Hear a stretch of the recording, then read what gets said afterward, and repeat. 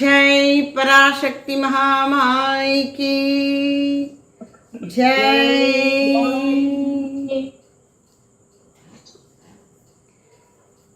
அன்னை நருளாலே இன்றைய இணைய வழி சத்சங்கத்திலே பிரார்த்தனையோடு துவக்குகிறோம். பிரார்த்தனை பாடல். நின்னருள் வேண்டுகின்றோ எங்கள் நீதியும் தர்மமும் நிலைப்பதற்கே பொன்னவிற் கோயில்களும் எங்கள் பொற்புடை மாதரும் அதலையரும் அண்ணனல் அணிவயல்கள் எங்கள் ஆடுகள் மாடுகள் குதிரைகளும் இன்னவை காத்திடவே அன்னை இணைமல திருவடி துணை புகுந்தோர் எம்முயிராசைகளும் எங்கள் இசைகளும் செயல்களும் துணிவுகளும் செம்மையுற்றிட அருள்வாய். நிந்தன் சேவடி அடைக்கலம் புகுந்து விட்டோம் மும்மையின் உடைமைகளும் திருமுன்னரிட்டஞ்சலி செய்து நிற்போம். அம்மைனல் சிவசக்தி எம்மை அமரத்தம் நிலையினிலாக்கிடுவாய் நின்னருள் வேண்டுகின்றோம். ஜெய் பராசக்தி மகாமாய் கி ஜெய்.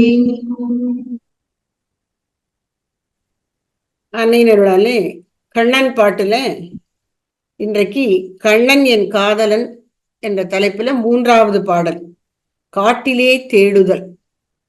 விளக்கம் வழங்க இருப்பவர் திருமதி அருணாமணி. அப்படித்தானம்மா? நமஸ்காரம் அம்பா. நமஸ்காரம். திக்கு தெரியாத காட்டில் திக்கு தெரியாத காட்டில் உன்னை தேடி தேடி இழைத்தேனே. மிக்க நலமுடைய மரங்கள், பல விந்தை சுவையுடைய கனிகள், எந்த பக்கத்தையும் மறைக்கும் வரைகள், அங்கு பாடி நகர்ந்து வரும் நதிகள், ஆசை பெற விழிக்கும் மான்கள், உள்ளம் அஞ்ச குரல் பழகும் புலிகள், நல்ல நேச கவிதை சொல்லும் பறவை, அங்கு நீண்டே படுத்திருக்கும் பாம்பு, தன்னிச்சை கொண்டு அலையும் சிங்கம், அதன் சத்தத்தில் கலங்கும் யானை, முன் நின்று ஓடும் இளமான்கள், இவை முட்டாது அயல் பதுங்கும் தவளை, கால்கை சோர்ந்து விழலானேன், இரு கண்ணும் துயில் படலானேன், ஒரு வேல் கை கொண்டு கொலை வேடன், உள்ளம் வெட்கம் கொண்டொழிய விழித்தான். பெண்ணே, உனது அழகைக் கண்டு மனம் பித்தம் கொள்ளுதென்று நகைத்தான். அடி கண்ணே, எனதிரு கண்மணியே, உன்னை கட்டி தழுவ மனம் கொண்டேன். சோர்ந்தே படுத்திருக்கலாமோ? நல்ல துண்ட கறி சமைத்து தின்போம். சுவை சேர்ந்தே கனிகள் கொண்டு வருவேன். நல்ல தேன் கள்ளு உண்டு இனிது கழிப்போம் என்றே கொடிய விழி வேடன் உயிர் இற்று போக விழித்துரைத்தான். தனி நின்றே இரு கரமும் குவித்து அந்த நீசன் முன்னர் இவை சொல்வேன். அண்ணா, உனதடியில் வீழ்வேன், மனம் அஞ்ச கொடுமை சொல்ல வேண்டா. பிறன் கண்ணாலன் செய்துவிட்ட பெண்ணை உந்தன் கண்ணல் பார்த்திடவும் தகுமோ? சாத்திரங்கள் வேண்டேன், நினதின்பம் வேண்டுமடி கனியே. மோடிக்கருக்குதடி தலையை, நல்ல மொந்தை பழைய கள்ளை போலே. காதால் இந்த உரை கேட்டேன், அட கண்ணா வென்று அலறி வீழ்ந்தேன். மிக போதாக வில்லை இதற்குள்ளே, எந்தன் போதம் தெளிய நினை கண்டேன். கண்ணா, வேடன் எங்கு போனான்? உன்னை கண்டே அலறி விழுந்தானோ? மணிவண்ணா, என் அபயக்குரலில் என்னை வாழ்விக்க வந்த அருள் வாழி. அம்பா, இதுல கண்ணனை தேடி காட்டுல அலையிற மாதிரி இருக்குதம்மா இந்த பாடல். திக்கு தெரியாத காட்டில் டயர்டா இருந்தாங்க, அதாவது கண்ணனை தேடி தேடி வந்து போயிருந்தாங்க. அப்போ மிக்க நலமுடைய மரங்கள் பல நிறைய இருக்குது. கனிகள் இருக்கு, அந்த மரங்கள்ல நல்ல கனிகள், எந்த பக்கத்தையும் மறைக்கும் நல்ல மலைகள்லாம் இருக்குது, அங்க இருந்து வர்ற நதிகள்லாம் இருக்குது. அந்த மாதிரி நல்ல இத பார்த்துட்டே இருக்கிறாங்க, அந்த காட்டுக்குள்ள இருக்குது. ஆசை பெற வெளிக்கும் மான்கள் எல்லாம் அழகழகா பார்த்துட்டு இருக்குது. புலிகள் அந்த அந்த மான்கள் எல்லாம் புலியை பார்த்து அந்த புலிகள் எல்லாம் அந்த சத்தங்கள்லாம் இருக்குது. நல்ல நேச கவிதை சொல்லும் பறவை அங்கு நீண்டு படுத்திருக்கும் பாம்பு. நல்ல நேச கவிதை சொல்லும் பறவை, பறவைகள் சத்தமெல்லாம் நீண்டே படுத்திருக்கும் பாம்பு. அங்க அந்த காட்டுல உள்ள அந்த ஒரு சீனரியே சொல்றாங்க. மான்கள் இருக்குது, புலிகள் இருக்குது, அப்புறம் நல்ல அங்கங்க பறவைகள் பறந்து நல்ல கவிதை மாதிரி இருக்குது, பாம்பு ஒரு இடத்துல படுத்திருக்குது, இப்படி இருக்குது. அடுத்து இன்னும் எக்ஸ்பிளைன் பண்றாங்க. தன்னிச்சை கொண்டு அலையும் சிங்கம், சிங்கங்களும் அலைஞ்சிட்டு இருக்கு. அதன் சத்தத்தில் கலங்கும் யானை, அதை பார்த்து பயப்படுற யானைகள் அங்க இருக்குது. அதன் முன்னின்று ஓடும் இளம் மான்கள், மான்கள் ஓடிக்கிட்டு இருக்கு. இவை முட்டாது பதுங்கும் தவளை, தவளைகள் அந்த தண்ணியில இருந்து அதுகளும் சத்தம் போட்டுட்டு இருக்காங்க இருக்குது. கால் கை இப்படி எல்லா இடத்தையும் கண்ணனை தேடி தேடி அப்படியே அவங்க சோர்ந்து விழுந்துறாங்க. ஒரு இரு கண்ணும் துயில் படரல் ஆனேன், அப்படி கண்ணு முன்னால ஏதோ ஒரு ஒரு அப்படி தூக்கம் வர்ற மாதிரி இப்படி மயங்கி விழுந்துருந்தாங்க. ஒரு வேல் கை கொண்டு கொலை வேடன், ஒரு கையில வேலை வச்சுட்டு ஒரு வேடன் அந்த இடத்துக்கு வர்றான். உள்ளம் வெட்கம் கொண்டொழிய விழித்தான். அப்போ அவன் இவங்களுக்கு அந்த அவன் சொல்ற வார்த்தைகள் கேட்கறதுக்கே ஒரு கஷ்டமா இருக்குது. அந்த வார்த்தைகளை அவன் பேசுறான். என்ன சொல்றான்? பெண்ணே, உனது அழகை கண்டு மனம் பித்தம் கொள்ளுதென்று நகைத்தான். அவங்க சொல்றதே இவங்களுக்கு ஒரு கேவலமான வார்த்தையா இருக்குது. உன்னோட அழகை பார்த்து என் மனசே இதா இருக்குது. அடி கண்ணே, எனது இரு கண்மணியே, உன்னை கட்டி தழுவ மனம் கொண்டேன் அப்படின்லாம் சொல்றான். சோர்ந்தே படுத்திருக்கலாமோ, இப்படி ஏன் படுத்திருக்கிற நீ? நல்ல கறி சமைச்சு நான் எடுத்துட்டு வேட்டையாடி வர்றேன், கறி சமைச்சு சாப்பிடுவோம், கனிகள் இருக்குது, தேன் இருக்குது, கல் இருக்குது, இதெல்லாம் அதெல்லாம் இருக்குது, சந்தோஷமா இருக்கலாம் அப்படின்றான். உடனே இவங்களுக்கு கோபம் வருது. என்றே கொடிய விழி வேடன் உயிர் இற்று போக விழித்துரைத்தான். இந்த மாதிரி வார்த்தைகளை கேட்கறாங்க இவங்க. தனி நின்றே இரு கரமும் குவித்து கைய கும்பிட்டு அவங்க சொல்றாங்களாம், அந்த நீசன் முன்னர் இவை சொல்வேன். இந்த வரப்போற வார்த்தைகள்லாம் அவனை பார்த்து சொல்றாங்க. அண்ணா உனதடியில் வீழ்வேன், மனம் அஞ்ச கொடுமை சொல்ல வேண்டா. என்னை பார்த்து இந்த மாதிரி வார்த்தைகள் சொல்லாதீங்க, நான் பிறன் மனைவி அப்படின்னு சொல்றான். உன்னன் கண்ணால் பார்த்திடவும் தகுமோ, அடுத்தவங்க மனைவியே இப்படி கண்ணால பார்க்கலாமா அப்படின்னு அந்த பெண் அந்த வேடனை பார்த்து கேக்குறா. இப்ப இவன் வேடன் சொல்றான், சாஸ்திரங்கள்லாம் எனக்கு தேவையில்லை, உனது இன்பம் வேண்டுமடி கனியே, இப்படி எல்லாம் பேசுறான். நல்ல நல்ல வார்த்தைகள்லாம் சொல்லி பேசுறான். அப்போ நல்ல அதுவும் பழையபடி அதேதான். நல்ல மொந்தை பழைய கள்ளை போலே காதால் இந்த உரை கேட்டேன். இந்த மாதிரி, அதாவது அந்த வார்த்தை எனக்கு தெரியல. நல்ல மொந்தை பழைய கள்ளை போலே காதால் இந்த உரை கேட்டேன். இதை எப்படி லிங்க் பண்றாங்கன்னு எனக்கு புரியலம்பா இந்த லைனு. சொல்றேன்.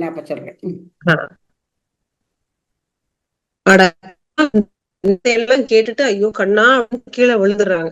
மிக போதா இதற்குள்ளே எந்தன் போதை தெளிய நீ கண்டே. அப்போ இந்த மாதிரி காதால கேட்டு நான் மயங்கி விழுந்துட்டேன். அப்புறம் கண்ணை திறந்து பாக்குறேன், கண்ணா வேடன் எங்கு போனான்? அவங்க கண்ணை திறக்கும் போது வேடன் அங்க இல்ல. உன்னை கண்டே அலறி விழுந்தானோ? கண்ணனை பார்த்து அவன் கீழே விழுந்துட்டானோ? மணிவண்ணா, எனது அபய குரலில் என்னை வாழ்விக்க வந்த அருள் வாழி. இப்படி நான் அபயத்துல இருக்கும் போது என்னை காப்பாத்துறதுக்கு நீ வந்த இல்ல கண்ணா அப்படின்னு சொல்றாங்கப்பா. இப்போ நீங்க சொன்னதுல விட கூடுதலா ஒரு பாரா இருக்கு என்னோட புஸ்தகத்துல, நான் அதையும் சேர்த்து விளக்கம் சொல்றேன். கண்ணன் என் காதலன், 3வது பாடல். கண்ணன் என் காதலன் அப்படிங்கிற தலைப்பில் இது 3வது பாடல். இதுக்கு ஒரு துணை தலைப்பும் கொடுத்திருக்கிறார் பாரதியார். காட்டிலே தேடுதல். கண்ணனை தேடி அலைந்து திரிகிறாள் காட்டுக்குள்ளே கண்ணமாகி என்ற காதலி. அது பாரதியார். இந்த பாட்டுக்கு எல்லா பாடல்களுக்குமே ராகம் குறிப்பிட்டிருக்கிறார் பாரதியார். பாரதியார் கர்நாடக சங்கீதம் நல்ல தெரிஞ்சவர், அழகாக பாடுவார். அவர் புதுச்சேரியில் கடற்கரையில் அமர்ந்து கொண்டு அப்படி பாடினார்னா அவ்வளோ நல்லா இருக்குமா. அவருடைய நண்பர்களுக்கெல்லாம் ரொம்ப பிடிக்குமா, கம்பீரமாக பாடுவாராம். அதனால் ராகமெல்லாம் குறிப்பிட்டிருக்கிறார். ஹிந்துஸ்தானி தோடி ராகத்தில் ஆதி தாளத்தில் பாடணுங்கிறார். இது என்ன உணர்ச்சிகள் ரசங்களை காட்டுகிறதுங்கிறது குறிப்பிடுறார். பயானகம் அத்புதம். பயானகம்னா பயம், அச்சம். அத்புதம் சொன்ன வியப்பு, அது ரெண்டும் இதில் வருது அப்படின்னு சொல்கிறார். இந்த பயானகம் அத்புதம் அப்படிங்கிறது பகவத்கீதையிலேயே 11வது அத்தியாயத்தில் விஸ்வரூப தர்சன யோகத்தில் அர்ஜுனனிடம் நாம் பார்க்கிறோம். முதல்ல விஸ்வரூப தரிசனம் பார்த்த உடனே எங்கு பார்த்தாலும் தலைகள், கண்கள், காதுகள், கைகள், என்ன தலையில் கிரீடங்கள், கழுத்தில் நகைகள், இதெல்லாம் பார்க்கும்போது ரொம்ப ஆச்சரியமாகவும் ஒரு மனசுக்கு இனியது போல தெரிகிறது. சந்தோஷம் பார்த்து கொண்டே வருகிறான் வியப்போடு. நேரம் ஆக ஆக அந்த வியப்பு பயமாக மாறுகிறது. இது எங்கே ஆரம்பிக்குது, எங்கே முடியும், எங்கே போகும், ஒன்றுமே புரியலையே அப்படின்னு நினைக்கிறான். அப்படி பார்த்துக்கொண்டே வரும்போது அவனுக்கு அந்த பயத்தை ஊட்டுவது அதில் என்ன இருக்குது, அந்த விஸ்வரூபத்தினுடைய வாய்க்குள்ள இவன் கண் முன்னால் இருக்கக்கூடிய இந்த படை வீரர்கள் ஒருத்தரும் உள்ளுக்குள்ளே போய் அப்படியே நறுபுருன்னு அவர் கடித்து சாப்பிட்றத பார்க்குறான். அப்போது அவனுக்கு முதல்ல வந்த ஆச்சரியம் இப்போ அச்சமாக மாறுகிறது. அப்புறம் கிருஷ்ணர் அபயம் கொடுக்கும்போது அது நீங்குகிறது. கிட்டத்தட்ட அந்த மாதிரி இப்போ விஸ்வரூபம்னு சொன்ன உலகம் முழுவதையும் இறைவனாக பார்ப்பது. அர்ஜுனனுக்கு அச்சம் வருகிறது. கிருஷ்ணர் அபயம் கொடுக்கிறார், என்னுடைய கை கருவியாக இரு, நீ எதற்கும் அஞ்ச வேண்டாம்னு சொல்கிறார். அது மாதிரி அது உலகளாவிய ஒரு சூழல். எத்தனையோ ராஜ்யங்கள்லேருந்து வந்த வீரர்கள் எல்லாம் போருக்கு ஒவ்வொரு பக்கமும் திரண்டு இருக்கிறார்கள். அது இப்போ உலகத்தை நாம் எப்படி பார்க்கிறோம் அப்படிங்கிறது இந்த 11வது அத்தியாயத்தினுடைய விஸ்வரூப தரிசனத்தில். இந்த பாடலில் வாழ்க்கை, அவரவருக்கு வாழ்க்கைங்கிறது ஒரு காட்சியை கொடுக்கும் இல்லையா, அவரவருடைய அனுபவத்துக்கேற்ப, இன்ப துன்ப அனுபவங்களுக்கேற்ப, அவரவருடைய புரிதலுக்கேற்ப, அவரவருடைய ஆசை அபிலாஷை கனவுகளுக்கேற்ப வாழ்க்கைனா இப்படி இருக்கும் அப்படின்னு ஒரு கற்பனை, எதிர்பார்ப்பு, அதுக்கு மாறா நிஜம் அமைஞ்சிட்டா வரக்கூடிய திகைப்பு, இதெல்லாம் சேர்ந்தது தான் வாழ்க்கை. அப்போது என்னுடைய வாழ்க்கைங்கிறது என்ன, நான் எப்படி இந்த வாழ்க்கையை புரிஞ்சிருக்கேன், அதை எப்படி நடத்தணும்னு நான் ஆசைப்படுறேன், அதில் என்னெல்லாம் நான் எதிர்பார்க்குறேன் அப்படின்னு என் மனசுக்குள்ளே ஒரு உலகம், ஒரு வாழ்க்கை இருக்குது. அப்புறம் புறத்தில் என்னுடைய வினைக்கு ஏற்ப நல்லதும் கெட்டதும் வருகிறது. இதெல்லாம் சேர்ந்தது தான் என் மனசில் இருக்கிறதும் எனக்கு வெளியில் தெரிகிறதுமா, இதெல்லாம் சேர்ந்தது தான் என் வாழ்க்கை. அப்படி இருக்கிற அந்த வாழ்க்கை, அப்படி ஒவ்வொருத்தருக்கும் அவரவருக்கு இந்த வாழ்க்கை தென்படுகிறது வேறுபட்டதாக. அதைத்தான் வையக வாழ்க்கைன்னு சொல்கிறோம். அதில் சில பொது தன்மைகள் இருக்கலாம். எல்லாருக்கும் வாழ்க்கையில் கஷ்டம் வருதுங்கிறது ஒரு பொதுத்தன்மை. ஒருத்தருக்கு வந்த மாதிரி இருக்கிறதுல கஷ்டம், அப்படி ஒவ்வொருத்தருக்கும் ஒவ்வொரு மாதிரி வருது. அதனால இந்த வாழ்க்கை துயரங்கள் நிறைந்ததாக, துன்பங்கள் நிறைந்ததாக, அச்சமூட்டுவதாக இருக்கிறதுங்கிறதுனால ஒரு காடு போல இருக்குன்னு சொல்கிறார். இந்த பாடலில் குறிப்பிடப்படுகிற காடு என்பது உலக வாழ்க்கை. அது எப்படி இருக்கு, திக்கு தெரியாத காட்டில். திக்கு அப்படின்னா திசை. இப்போது நம்ம ஒரு ரோட்டில் போயிட்டுருக்கோம், கார்லேயோ நடந்தோ போயிட்டுருக்கோன்னு வச்சுக்கோங்க. நாம் எந்த ஊருக்கு போகணும் அப்படின்னா அந்த ரோடு ரெண்டாக பிரியுதுன்னு வச்சுக்கோங்க. அந்த இடத்துல ஒரு கைகாட்டியை வச்சு இந்த பக்கம் மதுரை, இந்த பக்கம் திருச்சி என்னமோ ஒன்று போட்டுருவாங்க. அப்படி அப்போ நாம் மதுரைக்கு போகிறவங்க அந்த பக்கம் போய்ப்பாங்க, திருச்சி போகணுங்கிறவங்க இந்த பக்கம் போய்ப்பாங்க. அப்படி ஒரு திசை காட்டி இருக்குது. காட்டில் என்ன திசை காட்டி இருக்கும்? அப்போ நமக்கு எந்த திசையில் போயிட்டுருக்கோம், நாம் போய் சேர வேண்டிய இடத்துக்கு தான் போகிறோமா, இந்தப்படி போனால் காட்டை விட்டு வெளியில் வருவோமா, இல்லை மேலும் மேலும் காட்டுக்குள்ளேயே சிக்கி தவிப்போமா, நமக்கு தெரியாது. அதான் திக்கு தெரியாத காட்டில். அப்போ இந்த உலக வாழ்க்கையில் ஏதோ ஒரு பொருளை ஆசைப்பட்டு நாடி அதை லட்சியம்னு வைத்துக்கொண்டு அதை அடைவதற்காக எல்லா முயற்சிகளையும் செய்து கொண்டு ஓடுறோம். அப்படி போனால் என்ன ஆகும், அதனுடைய முடிவு எப்படி இருக்கும்னே நமக்கு தெரியல. அதனால தான் திக்கு தெரியாத காட்டில். சரி, எதை தேடணும்? பொதுவாக ஒரு தெளிவு வருவதற்கு முன்னால் ஜனங்கள் பொதுவாக பொருள், புகழ், பதவி, பட்டம், கல்வி, அது மாதிரியான லௌகீக விஷயங்களை தேடி அலைகிறார்கள், பெருமுயற்சி எடுத்துக்கொண்டு கஷ்டப்படுகிறார்கள். கொஞ்சம் வாழ்க்கையின் தன்மை புரிய புரிய, சரி இதெல்லாம் என்னுடைய வினைக்கேற்ப எனக்கு ஏதாவது கிடைக்கத்தான் போகுது, அதனால நான் கடவுளையே தேடுவேன் அப்படின்னு ஒருத்தன் கிளம்பி வரான்னு வச்சுப்போம். அவன்தான் இங்கே பாட்டில் இங்கே கண்ணம்மாவா இங்கே காட்டுகிறார் பாரதியார்.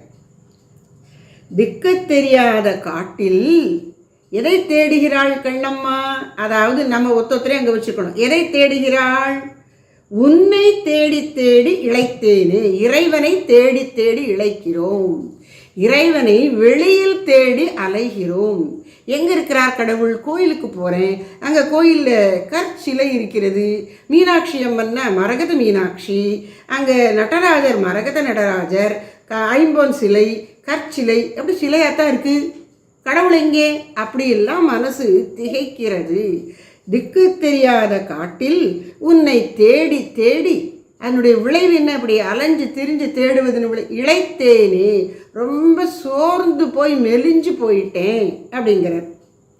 அந்த காடு எப்படி இருக்குன்னு வர்ணிக்கிறார். இந்த வாழ்க்கை எப்படி இருக்கிறது?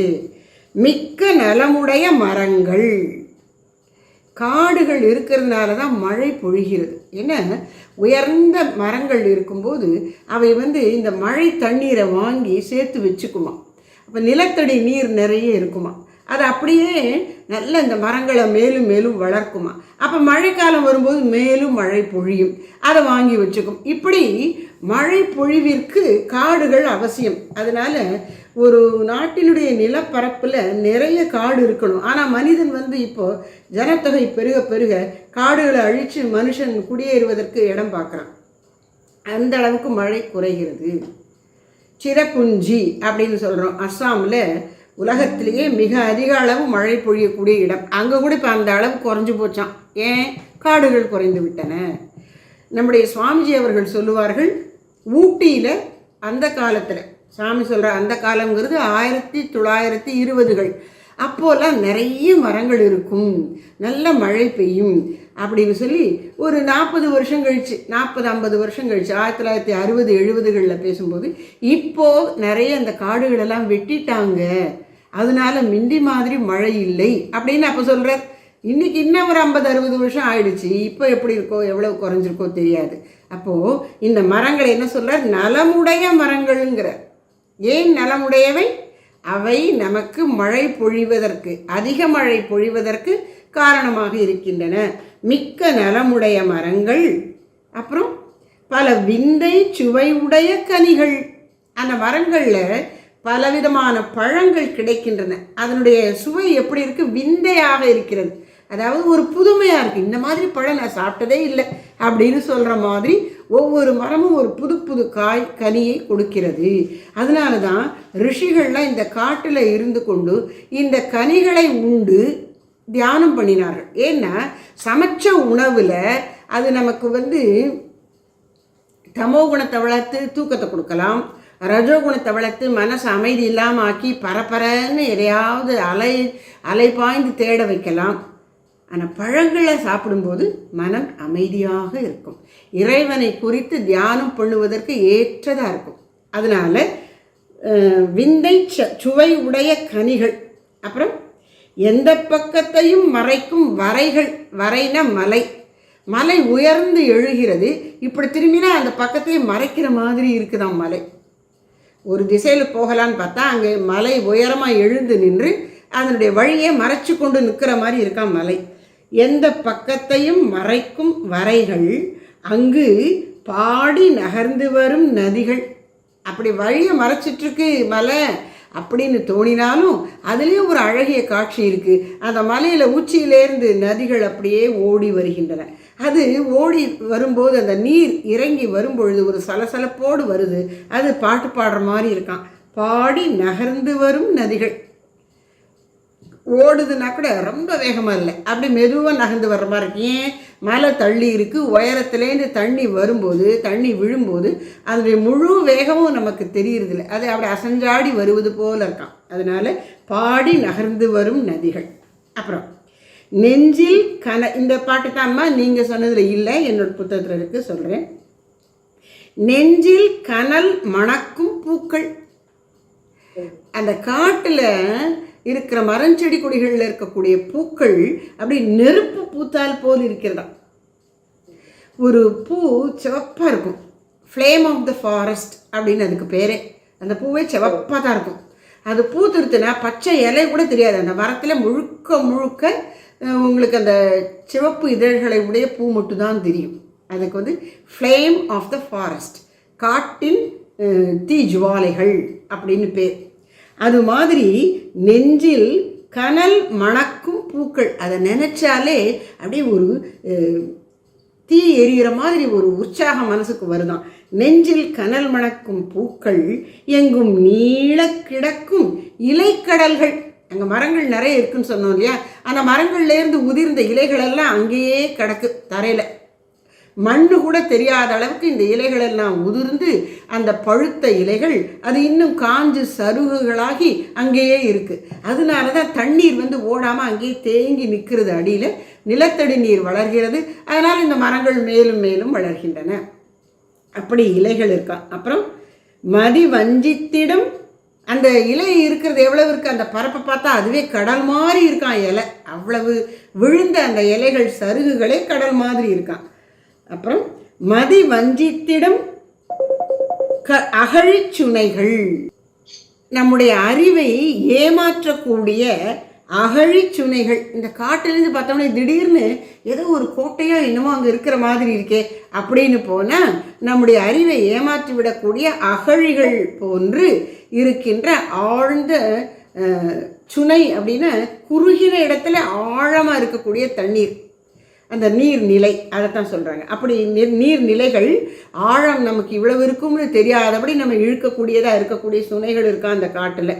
முட்கள் மண்டி துயர் கொடுக்கும் புதர்கள். இப்போ கொஞ்சம் கொஞ்சமாக முதல்ல மரங்கள் நல்லா இருக்குது, அப்புறம் கவிதை சுவையுடைய கனிகள், விந்தை சுவையுடைய கனிகள் அப்படிலாம் சொன்னார். அப்போ அங்கே வியப்பும் ஆச்சரியம் பாராட்டு எல்லாம் இருக்குது. இப்போ கொஞ்சம் கொஞ்சமாக அந்த பயப்படக்கூடிய தன்மையும் வருது கலந்து. அப்புறம் மதி வஞ்சித்திடும் அகழிச்சுனைகள் முட்கள் மண்டி துயர் கொடுக்கும் புதர்கள். பொருள் விளங்குது இல்லையா. அப்படி அடைஞ்சு வர, அதாவது இப்போ ஒரு தோட்டம்னு சொன்னால் நாம் வந்து அந்த புதர்களெல்லாம் வெட்டி சீர் பண்ணியிருப்போம்.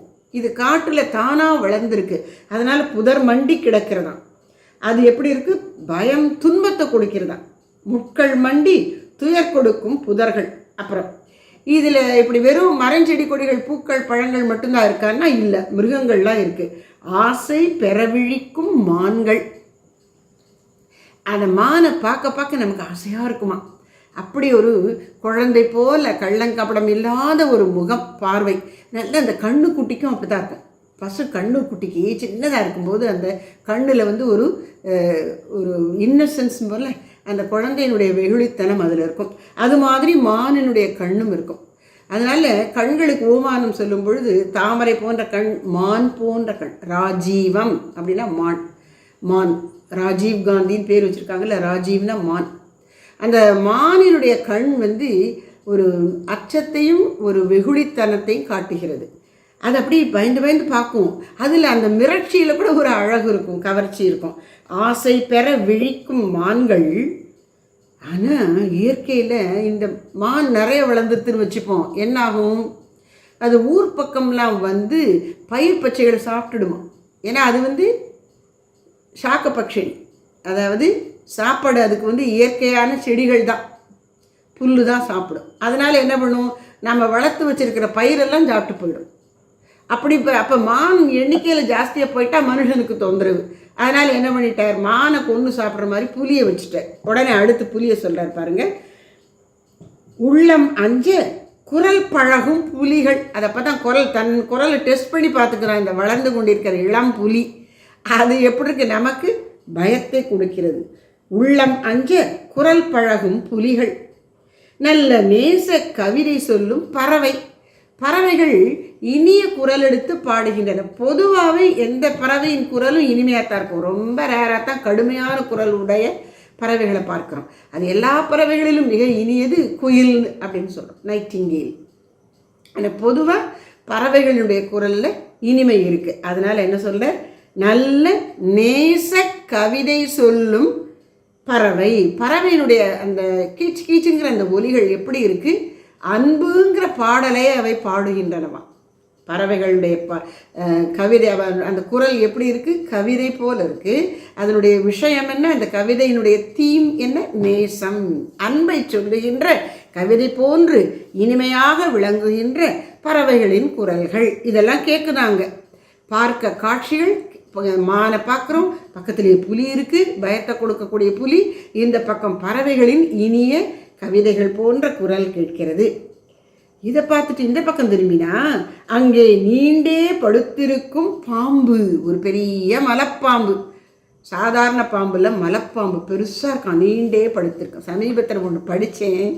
எப்பா, இந்த வீட்டில் பெட் அப்படின்னு செல்லப்பிராணி வளர்க்குற மாதிரி ஒரு அம்மா மேல்நாட்டில் பாம்பு வளர்த்தாலும், அது என்ன கணக்கோ தெரியல. பாம்பு அது சாதாரண பாம்பு இல்லை, மலைப்பாம்பு. அது நல்ல பெண்ணம் பெருசாக இருக்குது. இவ கட்டிலில் படுத்திருக்கா, அந்த பாம்பும் இவ கூடையே படுத்திருக்கு. அவள் சொல்கிறேன், ஒரு மாதமாக இந்த பாம்பு சாப்பிடவே மாட்டேங்குது அப்படின்னு வெட்டினரி டாக்டர்கிட்ட அந்த பாம்பை கூட்டிகிட்டு போகிறேன். அது சாப்பிடவே மாட்டேங்குது, என் கூட படுத்துக்கிட்டு என் மேலேயே அப்படியே படுத்துட்டு நெளிஞ்சு வருது. எனக்கு பழகிட்டதுனால பயமாக இல்லை, ஆனால் அது சாப்பிடவே மாட்டேங்குது, ஒரு மாதமாக எனக்கு கவலையாக இருக்குதுன்னு சொல்கிறேன். அப்போ அந்த டாக்டர் சொல்கிறார், அம்மா இந்த பாம்பு சாப்பிடலன்னு நினைக்காதீங்க, உங்களுடைய உடம்பு எவ்வளவு உயரம், எவ்வளவு அகலம், எவ்வளவு தடிமன் உங்களுக்கு இருக்குங்கிறத நல்லா பார்த்துக்குது. அது முழுங்கிறதுக்கு தன்னை சாப்பிடாமல் பசிச்சு வச்சு வயிற்றை பெருசாக ஆக்கிட்டு இருக்கு. ஒரு நாள் உங்களை முழுங்கிறதுக்கு தான் அது பார்த்துட்ருக்குமா அப்படின்னு சொல்கிறாராம் டாக்டர். எப்படி இருக்கு பாருங்க.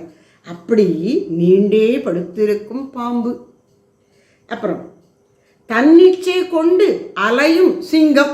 இந்த காட்டில் ராஜா, யார் சொன்னதையும் கேட்க மாட்டேன், நான் நினைக்கிறவிட தான் இருப்பேன் என்று சொல்வது போல தன்னிச்சையாக திரிகின்ற வனராஜனாகிய சிங்கம். அதன் சத்தத்தினில் கலங்கும் யானை. யானை எல்லா பிராணிகளிலும் பெரிய உருவத்தோடு இருக்கிறது. ஆனால் அந்த யானையையும் கலக்கக்கூடியதான ஒரு கம்பீரமான கர்ஜனை சிங்கத்துக்கு. சிங்கத்தினுடைய அந்த கர்ஜனையை கேட்டு இந்த யானையினுடைய மனம் கலங்குகிறதாம். சிங்கத்தின் சத்தத்தினில் கலங்கும் யானை, அதன் முன்னின்று ஓடும் இளமான்கள். அப்படி கர்ஜிக்கும் போது சிங்கத்தின் முன்னாடி இருக்கிற மான்களை தலதறிக்க ஓடி விடுமா இளமான்கள், மான் குட்டிகள்.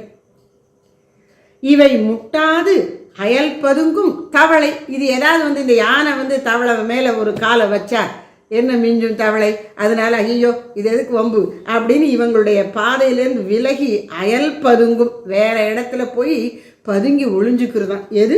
தவளை. கால் கை சோர்ந்து விழலானேன். இப்படிப்பட்ட காட்டில் அப்போ முதல்ல அது எப்படி இருக்கு? ஆச்சரியத்தை கொடுப்பதாக இருக்கிறது காடு. அப்புறம் பார்த்தா அச்சத்தை கொடுக்கிறது. வாழ்க்கையும் அப்படித்தான். இளமையில் ஆசையோடு ஆர்வத்தோடு வியப்போடு அவன் ஜீவனானவன் வாழ்க்கையை அணுகுகிறான். போக போக அவனுக்கு அச்சம் தருவதாக இருக்கிறது வாழ்க்கை. இப்போ என்னாச்சு? கால் கை சோர்ந்து விழலானேன். இந்த காட்டுல, திக்கு தெரியாத காட்டுல கண்ணன் எங்க இருக்கிறான்? கண்ணன் வருவானா வருவேன்னு சொன்னான் போல் இருக்கு. வீட்டை விட்டு கிளம்பி வந்துட்டா. தேடி தேடி பார்க்குறான். கால் கை சோர்ந்து விழலானேன். அப்படி ரொம்ப நடந்து களைச்சு போயிட்டதுனால கை காலெல்லாம் வலுவிழந்து சோர்ந்து அப்படி கீழே விழுந்துட்டாளாம் கண்ணம்மா. இரு கண்ணும் துயில் படரலானேன். அந்த களைப்புல பயம் கூட மறந்து போச்சான், தூங்கிட்டாளாம். இந்த காட்டில் விழுந்த கண்ணம்மா அவள் கண்கள் அப்படியே அந்த கனத்த உறக்கம் அந்த இமைகளை மூட வைத்து விட்டது. கண்ணும் துயில் படரலானேன். அப்படி பரவி கண் முழுக்க தூக்கம் பரவி அப்படி மூடி அவள் தூங்கிவிட்டாள். ஒரு வேல் கை கொண்டு கொலை வேடன் உள்ளம் வெட்கம் கொண்டு ஒழிய விழித்தான். அப்ப தூங்கின உடனே கனவு வருது. இது ஒரு அரகுற தூக்கம், நிம்மதியான தூக்கம் இல்லை. இப்படி ஒரு காட்டில் போயிட்டு இருக்கும்போது எப்படி நிம்மதியாக தூங்க முடியும்? அப்போ ஒரு கனவு வருது. அந்த கனவுல இவள் ஒரு வேடனை பார்க்கிறாள். அந்த வேடன் கையிலே கொலை வேடன் அப்படிங்கிற அவன் கையில் இருக்கக்கூடிய வேல் வச்சு யாரையும் கொல்லுவதற்கு அவன் தயாராக இருக்கான். கொலை வேடன். அவன் இவளை முழிச்சு பார்க்கறத பார்த்தா இவளுக்கு வெக்கத்தில் செட்டே போயிடுவாளாம். உள்ளம் வெட்கம் கொண்டு ஒழிய விழித்தான். கண்ணனை நம்பி வந்தாலும் அவள் முற்றிலும் சுய கட்டுப்பாட்டோடு இருக்கிறாள். அதனால இந்த அந்நிய ஆடவனுடைய பார்வை இவளுக்கு சங்கடப்படுத்துது. இது ஒரு பெண்ணினுடைய கற்பு நெறிக்கு நல்ல அடையாளம். இன்னொரு ஆடவனுடைய பார்வை தன்மேல் விழுவதை வேற நோக்கத்தோட, தப்பான நோக்கத்தோட பார்ப்பதை அவள் விரும்ப மாட்டாள். அவன் பேச வேற ஆரம்பிச்சிட்டான். என்ன சொல்றான்? பெண்ணே, உனது அழகை கண்டு மனம் பித்தம் கொள்ளுது அப்படின்னா. என் மனசுக்கு பைத்தியமே பிடிச்சிரும் போல இருக்கு அப்படின்ட்டு இழிக்கிறான், சிரிக்கிறான் என்று நகைத்தான். அப்புறம், அடி கண்ணே, எனது இரு கண்மணியே, உன்னை கட்டி தழுவ மனம் கொண்டேன் அப்படின்னு பச்சையாவே தன் எண்ணத்தை சொல்றான். சோர்ந்தே படுத்திருக்கலாமோ, நல்ல துண்ட கறி சமைத்து தின்போம். நான் விலங்குகளை வேட்டையாடி வருகிறேன், அது அப்படியே இருக்கக்கூடிய காட்டில் இருக்கக்கூடிய குச்சையெல்லாம் பறக்கி போட்டு எரித்து அந்த கறி சமைச்சு அந்த கறி துண்டுகளை சாப்பிடுவோம். அப்போன்னு சாப்பிட்றது, குடிக்கிறது, சந்தோஷமாக இருக்கிறது, இதெல்லாமே வாழ்க்கையில் இன்பம்னு நினச்சிட்ருக்காங்க. என்ன, உண்பதும் உறங்குவதும் ஆக முடியும். வாழ்க்கையில் நல்லா சாப்பிடணும், குடிக்கணும், நல்லா தூங்கணும். என்ன, சாப்பிட்ட உடனே ஒரு களைப்பு வந்துடுது இல்லை, வேலையாக செய்ய முடியும், படுத்து தூங்கணும். இப்படி தான் வாழ்க்கை. இதுக்கு தான் பாடுபடுறோம். எதுக்கு வேலை பார்க்குறோம், எல்லாம் பண்ணுறோம், இதுக்கு தான். மேல்நாட்டிலேருந்து ஒரு அம்மா ஏஐ மீட்டிங்க்கு வந்துட்டு, பாவம் எங்கே அவங்க வெளியிலலாம் எல்லா நேரத்தையும் நீங்கள் போயிடாதீங்க, டிராஃபிக்லாம் ரொம்ப இதாக இருக்கும்னு எச்சரிச்சிருக்காங்க. அதை மறந்து போய் இந்தம்மா வெளியில் போய் எங்கேயோ பார்க்குறேன்னு, அந்த நடுவில் கிடச்ச கேப்பில் பார்க்குறேன்னு போயிட்டு 4.5 மணி நேரம் டிராஃபிக் ஜாமில் அகப்பட்டு அந்த பிரைம் மினிஸ்டர் எல்லாருக்கும் கொடுத்த விருந்தில் கலந்துக்க முடியாமல் போச்சான். அப்போது ஒரு பெரிய கூட்டத்தில் ஒரு நாட்டினுடைய தலைவர் கொடுக்கக்கூடிய விருந்துன்னு அது ரொம்ப ஒரு முக்கியமானது. நல்ல எல்லாம் சுவையாக சாப்பிடலாம். அதை மிஸ் பண்ணுது இந்த அம்மா. எதுக்கு சொல்ல வரேன், வாழ்க்கையில் எல்லாம் நல்ல சாப்பிட்றதுக்கு ஒரு முக்கியமான இடம் இருக்குது. அதை சொல்கிறான் இவன். நல்ல துண்ட கறி சமைத்து தின்போம், சுவை தேர்ந்தே கனிகள் கொண்டு தருவேன். நல்ல சுவையான பழம், அதை கொஞ்சம் கடிச்சு பார்த்து தித்திப்பாக நல்லா இருக்கா அப்படின்னு கொண்டு வந்து கொடுப்பேன் உனக்கு. நல்ல தேங்கள் உண்டு இனிது கழிப்போம். பழம், கறி எல்லாம் சாப்பிட்டாச்சு, அது போராது, குடிக்கணும். சாப்பிட்ட உடனே முன்ன குடிக்கணும், அதை திரவமாகவும் ஒன்று உள்ளே போகணும். அப்படி உள்ளே தள்ளுறது என்னன்னா தேங்கள், தென்னங்கள். அதாவது என்ன சொல்கிறாங்க அப்படின்னா, இந்த சாராயம் இருக்கே, அந்த சாராயத்தை விட கல் கொஞ்சம் கெடுதல் குறைச்சலாம் அப்படின்னு சொல்கிறாங்க. அது மாதிரி இவன் என்ன சொல்கிறான், தேங்கள் அதை உண்டு சந்தோஷமாக இருப்போம், தன்னை மறந்து சந்தோஷமாக இருப்போம் அப்படிங்கிறான். என்றே கொடிய விழி வேடன், அவன் பார்வையே சரியா இல்லை. அந்த வேடன் உயிரிற்று போக விழித்து உரைத்தான். என் உயிர் அப்படியே என் உடம்புலேருந்து பிரிஞ்சு விழுந்துரும் போல இருக்கு. அவன் பார்த்த பார்வை என் உயிரே பறிச்சிடும் போல இருந்தது. உயிர் இற்று போக விழித்து உரைத்தான். சொன்னான், என்ன, தனி நின்றே இருகரமும் குவித்து அந்த நீச்சன் முன்னர் இவை சொல்வேன். அவன் இப்படியெல்லாம் பேசின உடனே இவளுக்கு நடுங்குது. அவளோ கண்ணனை நினைத்து கொண்டுதான் வந்திருக்கிறாள். கண்ணனை தவிர வேறு யாருக்கும் அவள் இதயத்தில் இடம் இல்லை. அப்படி வாழ்க்கையில் பெண்கள் இப்போ அதுவும் ஃபோனில் ரீலு, இன்ஸ்டாகிராமு, அது இதுன்னு பார்த்து முன்ன பின்ன தெரியாத ஆட்கள்கிட்ட மயங்கி பல பெண்கள் உயிரே போயிடுது, பறிச்சிடுறாங்க. அந்த யாருன்னே தெரியாது அந்த ஆளை போய் நம்பி எவ்வளோ நாள் வளர்த்த அம்மா அப்பாவை விட்டு அங்கே போயிட்டு அது வேறு மாதிரி போயிடுது. அப்படியெல்லாம் இல்லாமல் மனசை பாதுகாத்து வைத்து கொள்ளணும். அது இவள் எப்படி கண்ணனை மட்டும் நாடுகிறாள். இந்த வேடனை பார்த்த உடனே அவனுடைய பேச்சு, நடவடிக்கை, தோற்றம் எதுவுமே இவளுக்கு பிடிக்கல. ஆனால் அவன்கிட்ட எப்படி எதிர்த்து நின்றுக்கிறது, அதனால் கும்பிடுறா.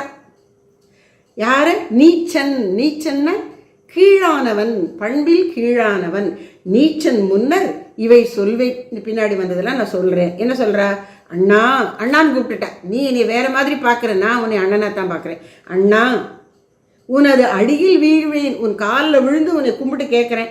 என்னை அஞ்ச கொடுமை சொல்ல வேண்டாம், நான் பயப்படும்படியாக கொடிய வார்த்தைகளை சொல்லாதே. பிறர் கண்ணாலம் செய்துவிட்ட பெண்ணை உந்தன் கண்ணால் பார்த்திடவும் தகுமோ? அவனுக்கு பாடம் புகட்டுறா. வேற ஒருத்தன் என்னைய கல்யாணம் பண்ணிட்டான், அப்படி இன்னொருத்தனுடைய மனைவியாக என்ன நீ உன் கண்ணெடுத்து வேற நோக்கோடு பார்க்கலாமா அப்படின்னு சொல்ற.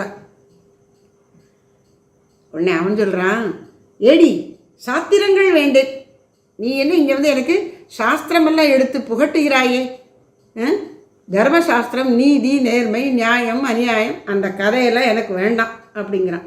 நீ அது இன்பம் வேண்டுமடி கனியே போ, நின்றன் மோடி கிறுக்குதடி தலையை. உன்னை பார்த்தா மோடி அப்படின்னு அறியாமை, அந்த அறியாமையில் என் மனசில் ஒரு மயக்கம் ஏற்படுகிறது. உன்னை பார்த்தாலே எனக்கு ஒரு மயக்கம் வருகிறது, அது என் தலையை கிறுக்குகிறது, கிறுன்னு சுத்துற மாதிரி வருதான். நல்ல மொந்தை பழைய கள்ளை போலே. மொந்தை அப்படின்னா தோல் கருவின்னு சொல்கிறாங்க, மட்பாண்டம்னு சொல்கிறாங்க. அப்படி குண்டாக இருக்கிற ஒரு சிறிய மட்பாண்டம். அந்த மட்கலயத்தில் மண் பாண்டம், மண் கலயத்தில் கல் வச்சுருந்தா கொஞ்ச நாள் அப்படியே வச்சுருந்தா அது நல்லா புளிச்சு அப்படி அந்த போதை ரொம்ப கொடுக்கக்கூடிய தன்மை வந்துடுமா. அந்த மாதிரி இருக்க உன்னை பார்த்தான்னு சொல்கிறாரு. நல்ல மொந்தை பழைய கல், புதுக்கல் இல்லை பழைய கல், அதில் தான் ரொம்ப மயக்கம் வரும். நல்ல மொந்தை பழைய கல்லை போலே காதால் இந்த ஊரை கேட்டேன், தாங்க முடியல அவளுக்கு. அட கண்ணா என்று அலறி வீழ்ந்தேன். மிக போதாகவில்லை, ரொம்ப நேரம் ஆகல, அதற்குள்ளே எந்தன் போதம் தெளிய நினை கண்டேன். அப்போ இது கனவா நனவா? இந்த வேடன் வந்தது கனவுதானோ? வாழ்க்கையிலே மனிதன் பலவிதமான ஆசைகள், வெறுப்புக்களை மனதில் வளர்த்து கொள்வதால் வாழ்க்கையில் இன்ப துன்பங்களை தன்பால் ஈர்க்கின்றான். அதனால் வாழ்க்கையில் அவனுக்கு விதவிதமான அனுபவங்கள் வருகின்றன. ஆனால் இறைவனை நாடும்போது உள்ள தெளிவு வருகிறது, போதம் தெளிய. இப்போ இவள் கீழே விழுந்து தூங்கி கொண்டிருக்கிறாள். அந்த கனவுல இந்த வேடனை பார்த்திருக்கா. அவள் கண்ணா என்று கதறிக்கொண்டு விழுந்தபோது அவளுக்கு நினைவு வருகிறது, போதம் தெளிய. அறிவில் ஒரு தெளிவு வந்து விட்டது, அந்த உறக்கம் கலைந்து தெளிவு வந்து விட்டது. ரொம்ப நேரம் ஆகலைங்கிறா.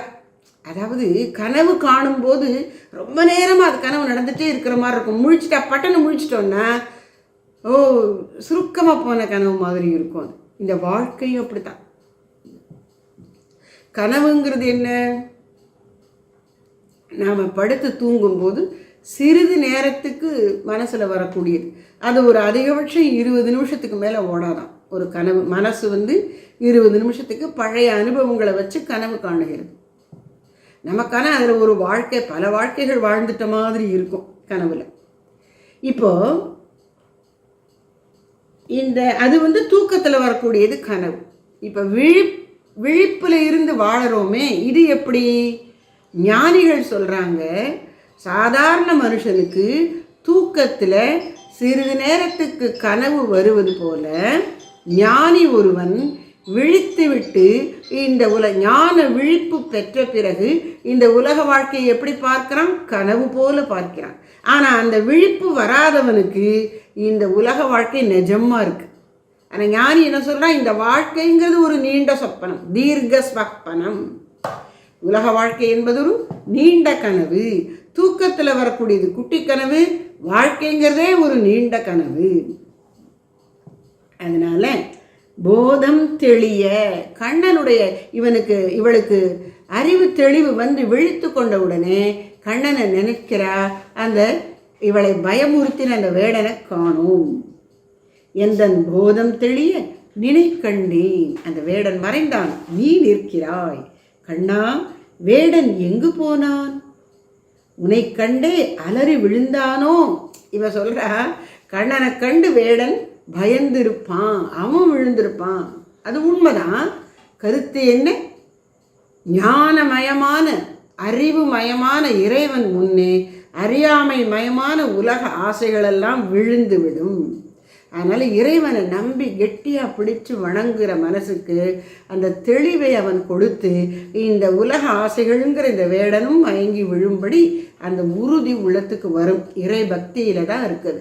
அப்போ இறைவனை வணங்கினால் நமக்கு ஒழுக்கம் வரும், அச்சம் போகும், உலகத்தில் நல்லது கெட்டது என்ன வந்தாலும் சமாளித்து நிற்கிற தைரியம் வரும். அதனால வேடன் எங்கு போனான், உனை கண்டே அலறி விழுந்தானோ மணிவண்ணா, எனது அபய குரலில் என்னை வாழ்விக்க வந்த அருள் வாழி. இவள் கணவனே சொல்ல நிஜந்தான் அப்படிங்கிற மாதிரி சொல்கிறா.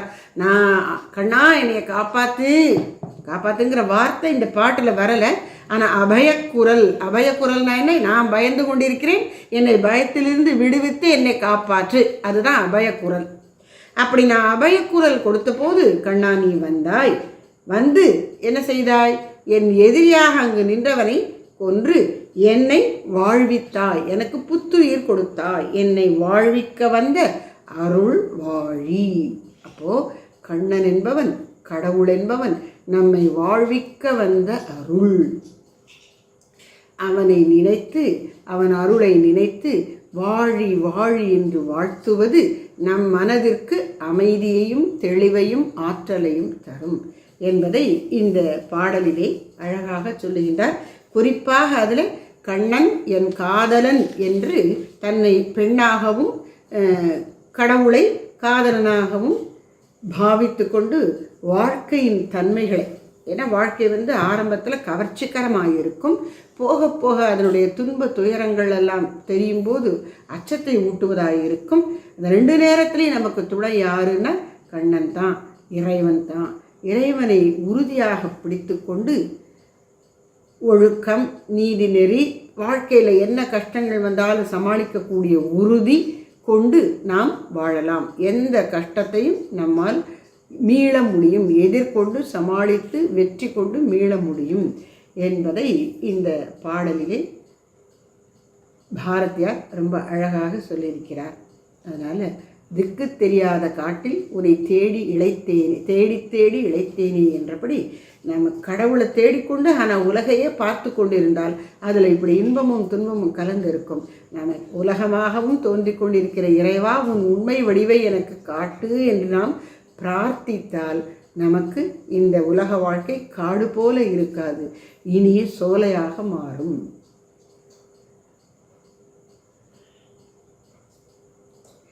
जय श्री नारायण मूर्ति की जय।